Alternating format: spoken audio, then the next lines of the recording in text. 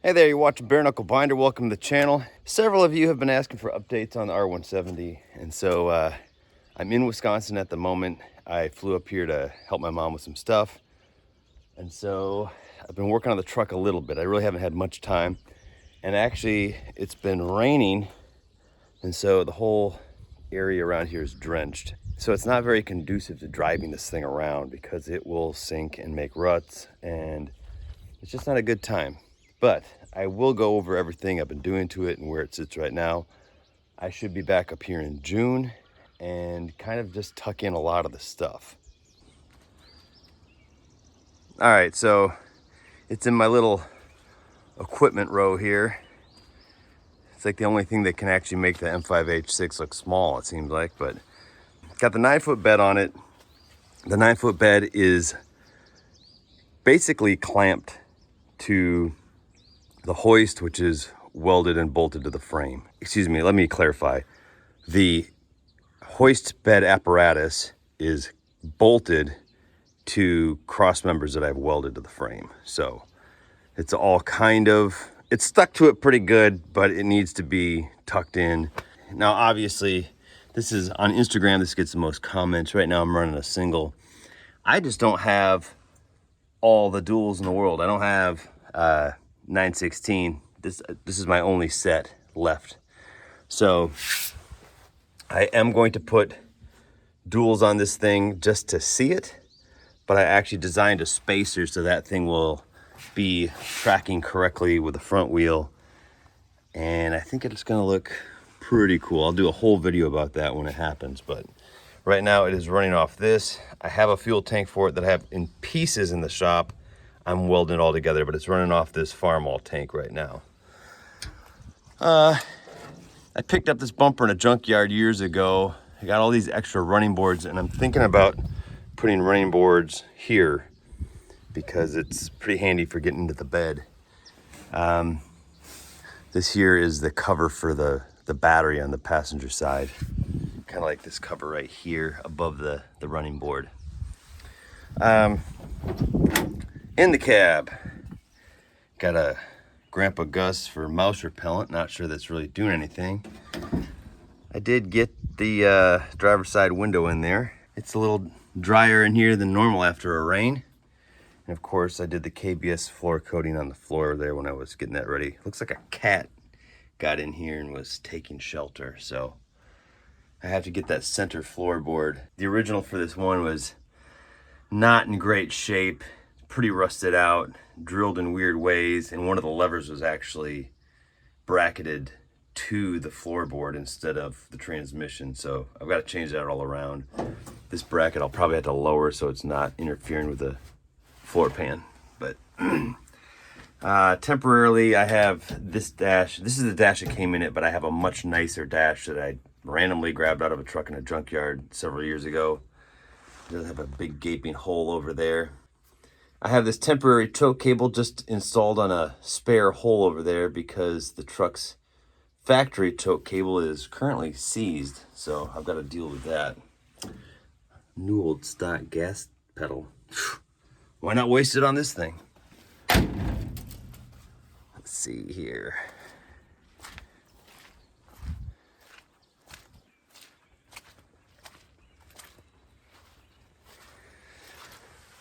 Batteries under here. I just threw one in here because I'll start it for you here in a minute. So all the battery cables on this thing, they work, but they're kind of junk. Okay, so this is kind of embarrassing, but I had an epiphany the other day, is that the electrical in my tractors and in my trucks all work flawlessly, except I don't have like a hydraulic crimper for battery size cables. I have like the hammer crimper, and for battery terminals, I'll typically use the kind that, it's got the 2 bolts on the outside and it kind of cramps down a little curved piece on the battery cable. I've decided that's not cutting it. I don't want to mess around with junk anymore. So I am on the hunt to find the perfect hydraulic crimper. I'm going to invest in some bulk 00 battery cable, and I'm just going to start crimping my own battery cables. Battery cables on this are the ones that came on it, and they're old and crusty, and they're gonna give me problems eventually.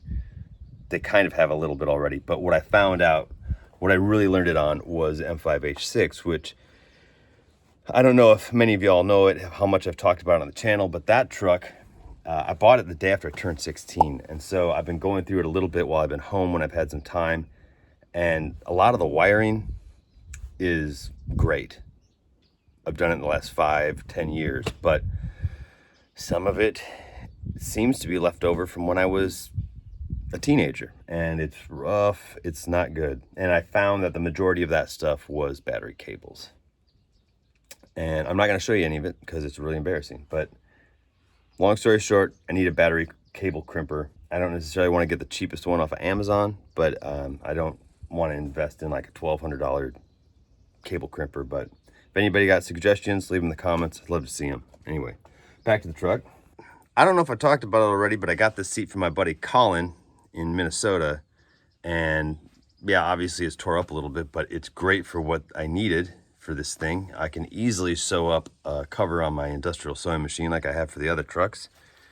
And yeah, now I got a place to sit, because the seat that came in this thing was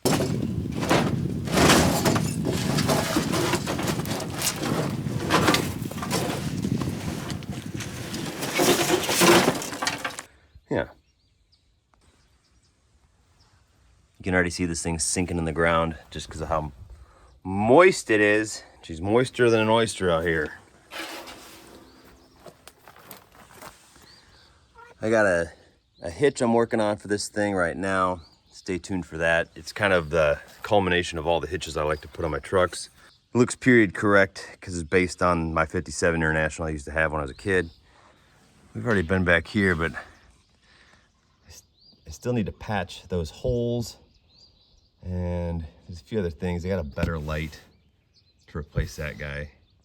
And I think those two brake lights will have to go because the tilt bed might shear those straight off for me. The bunny ear lights up there, I don't know. My truck had some when I was a kid, so I might just leave them, but I haven't decided yet. All in all, I mean, this is a good looking truck. That's how they're supposed to look, in my opinion. You know, other than being pigeon-toed in the back there.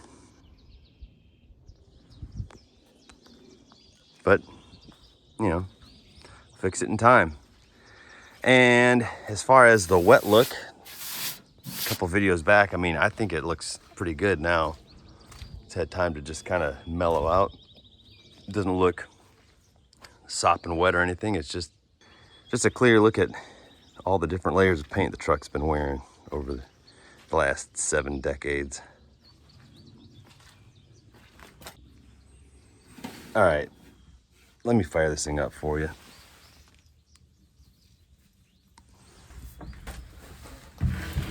If you remember a couple videos back, when I pulled it out of the shop, it ran like absolute garbage.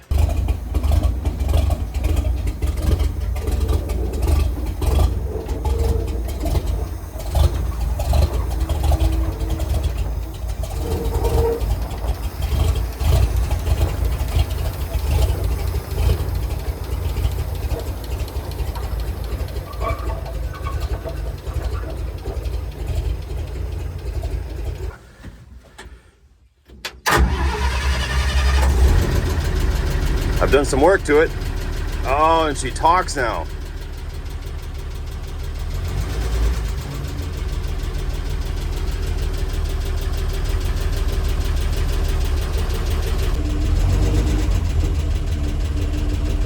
That's how they're supposed to sound, other than the noisy valve.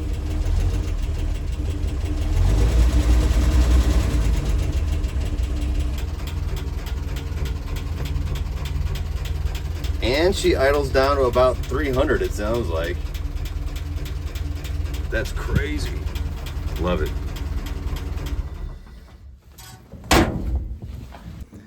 All right, the other thing, one thing that I keep forgetting about until I fire it up is that this thing's got like a crazy spring on the clutch. I don't know if Jess could press in the clutch if she needed to. Not that she has any plans to drive it, but.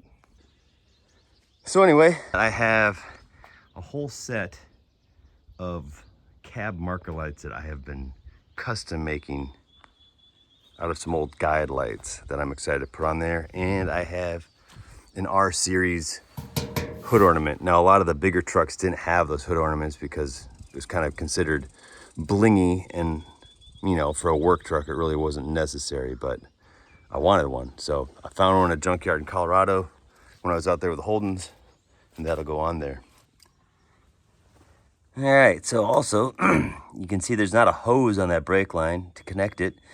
I've just been coming out and working on brake lines when I get a chance. So, you know, one piece at a time. I knew I wasn't gonna have the brakes going this time around, but I did make some progress when I could. And you may also notice this. This is a little trick that my dad and I sorted out. I was taking chicken wire and hose clamping on the ends of exhaust pipes. Now, I don't know where you live or what the deal is with mice there, but we've had motors stuck from mice going up the tailpipe and dropping seeds down open valves.